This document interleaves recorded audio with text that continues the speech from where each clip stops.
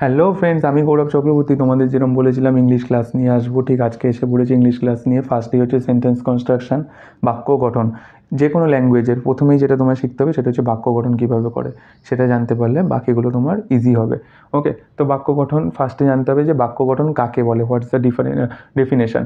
A group of words that makes a complete sense is call a sentence. মানে কিছু group of words means কিছু শব্দ সমষ্টি যখন একসাথে হয়ে একটা পূর্ণ মনের ভাব প্রকাশ করে তখন তাকে বাক্য বলে। অর্থাৎ কিছু শব্দ একসাথে হয়ে বাক্য গঠন হয়। উদাহরণ, হি ইটস রাইস, সে ভাত খায়। অর্থাৎ এখানে তিনটে শব্দ আছে, হি একটা, ইটস একটা, রাইস একটা। তিনটে শব্দ মিলে একটা এখানে বাক্য গঠন হলো। তো আমি এখানে দেখো লিখে দিয়েছি হি ইজ এ ওয়ার্ড। ওকে, হি একটা ওয়ার্ড, ইটস একটা ওয়ার্ড, রাইস একটা ওয়ার্ড। তো তিনটে শব্দ মিলে একটা বাক্য গঠন হলো। যখন কিছু শব্দ মিলে একটা পূর্ণ মনের ভাব প্রকাশ পায় তখন তাকে বাক্য বলে। হি এখানে কী নিয়ে হচ্ছে এইচ আর ই। এইচ একটা সেপারেট লেটার, ই একটা সেপারেট লেটার। ওকে, এবার চলে আসি আমি ফরমেশন অফ সেন্টেন্সের গঠন কিভাবে হয়। সেন্টেন্সের গঠন দু প্রকার, সিঙ্গেল ওয়ার্ডের সেন্টেন্স অ্যান্ড মাল্টি ওয়ার্ডের সেন্টেন্স। সিঙ্গেল ওয়ার্ডের সেন্টেন্স উদাহরণ কি? কাম, গো, স্টপ, ওয়েট, এইগুলো। তুমি ধরো কাউকে আসতে বলছো, প্লিজ কাম না বলে শুধু বললে কাম, দেন সিঙ্গেল ওয়ার্ডের সেন্টেন্স। কেউ ধরো চলে যাচ্ছে, তাকে প্লিজ স্টপ না বলে স্টপ অনলি বললে সিঙ্গেল ওয়ার্ডের সেন্টেন্স। এইভাবে তুমি সিঙ্গেল ওয়ার্ডের সেন্টেন্স ফর্ম করতে পারো। ওকে, গো, ওয়েট, জাস্ট একটা ওয়ার্ড দিয়ে তুমি একটা সেন্টেন্সকে ফর্ম করছো, সেটা হচ্ছে সিঙ্গেল ওয়ার্ডের সেন্টেন্স। অ্যান্ড মাল্টি ওয়ার্ডের সেন্টেন্স মিন উইথ ভার্ব হয়, ভার্বলেস হয়। উইথ ভার্ব মানে উইথ ভার্ব বলতে একটা কিছু শব্দ মিলে একটা পূর্ণ বাক্য গঠন হচ্ছে, সেটা হচ্ছে উইথ ভার্ব। আর ভার্বলেস হচ্ছে জাস্ট কিছু ওয়ার্ড বললে, জাস্ট দুটো ওয়ার্ড বললে তাতেই একটা সেন্টেন্স কমপ্লিট হয়ে যাচ্ছে, সেটা হচ্ছে verbless. Multi word with verb, he plays cricket, সে ক্রিকেট খেলে। মানে তুমি তিনটে, এক দুই তিন, তুমি তিনটে এখানে ওয়ার্ড ইউজ করলে একটা বাক্যকে বোঝানোর জন্য। সেই কারণে এটা হয়ে যাচ্ছে তোমার মাল্টি ওয়ার্ডের মধ্যে উইথ ভার্ব। এখানে প্লেস এটা হচ্ছে একটা অ্যাক্টিভিটি, এটা ভার্বের কাজ করছে, এই জন্য এটা উইথ ভার্ব হয়ে গেল।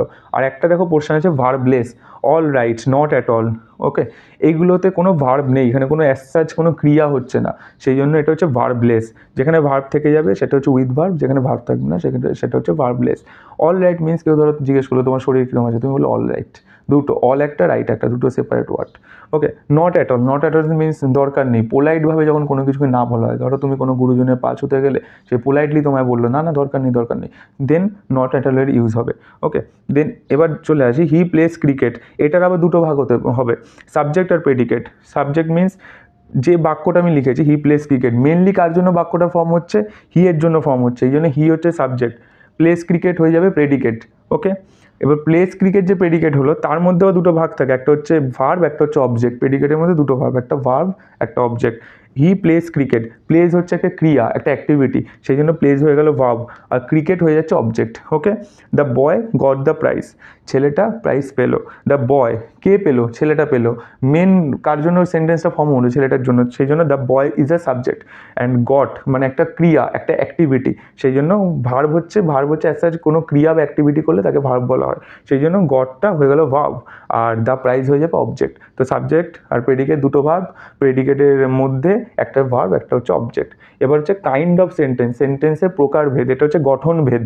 ওকে, এটা হচ্ছে প্রকারভেদ ক প্রকার সেন্টেন্স হয়। ফার্স্ট হচ্ছে অ্যাসার্টিভ সেন্টেন্স, বিবৃতিমূলক বাক্য, he plays cricket is assertive sentence. Then হচ্ছে ইন্টারোগেটিভ সেন্টেন্স, প্রশ্নবোধক বাক্য, দেখো চিহ্ন দিয়ে দিয়েছি, হোয়াট ইজ ইউর নেম, প্রশ্নবোধক বাক্য।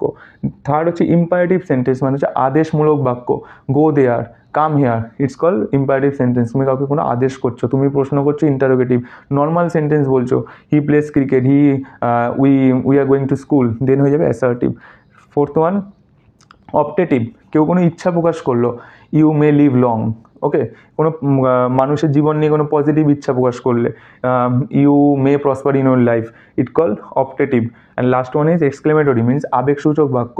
এক্সক্লেমেটরি মিন্স তুমি ইমোশনাল কিছু বললে, hurray we won the match, এটা হচ্ছে এক্সক্লেমেটরি। হুররে, অ্যালাস আমরা পড়েছি, এগুলো দিয়ে যে সেন্টেন্স শুরু হয় সেটাকে বলছে এক্সক্লেমেটরি। তো আমি এই যে পাঁচটা ভাগ আছে, এই পাঁচটা ওয়ান বাই ওয়ান আমি করে এক ক্লাসে আসবো। আজকে ফার্স্ট ক্লাস, ওই জন্য পার্ট ওয়ান। এগুলো ওয়ান বাই ওয়ান করে আমি ডিটেলসে আসবো। অ্যাসার্টিভ কী করে, ইন্টারোগেটিভ কীভাবে করে, কীভাবে একটা থেকে একটা জাম্প করা যায়, ফরমেশন করা যায়, কীভাবে বিবৃতি থেকে প্রশ্ন। ওকে, তো ওয়ান বাই ওয়ান আসবো, তোমরা ক্লাস দেখতে থাকো। অবশ্যই তোমরা লাইক অ্যান্ড সাবস্ক্রাইব করো, ঠিক আছে?